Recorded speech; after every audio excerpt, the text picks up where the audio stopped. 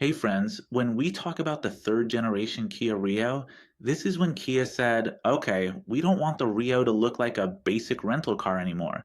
And honestly, it changed a lot. Better design, more technology, and much more modern engines. This is when the famous Gamma engines appeared, and even versions with direct injection, GDI in some markets. Basically, the Rio went from being the cheap little car to the cheap little car that at least looks cool. The smallest engine was the 1.25-liter G4LA with about 85 horsepower. This one belonged to the Kappa family and was the champion of fuel savings, perfect for someone who wanted to spend less on gas than a motorcycle. Although, of course, don't expect this engine to pin you to your seat when you hit the gas. It was seen a lot in Europe and some other places. Latin America, where saving gas is almost like finding gold. Next comes the famous 1.4-liter G4F with about 107 horsepower. And this is where the real people's champion comes in. This engine was the workhorse in Latin America because it had the perfect balance.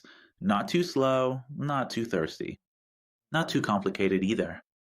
It was the kind of engine that could handle hard work, traffic, heat, air conditioning, and being left running. And it still keeps going. That was it, unless you wanted something with a little more excitement. The 1.6-liter G4FC and the G4FD-GD. And here we're talking about up to 138 horsepower in the GD version from the United States. That version, with direct injection, felt much livelier and more modern. Meanwhile, in Latin America, the more traditional MPI version was more common, with around 128 horsepower. Because here we know that sometimes gas and maintenance costs, premium options aren't always your wallet's best friend.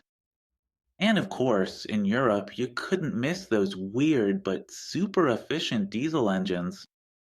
Over there was a 1.1-liter three-cylinder and the 1.4 CRD in diesel.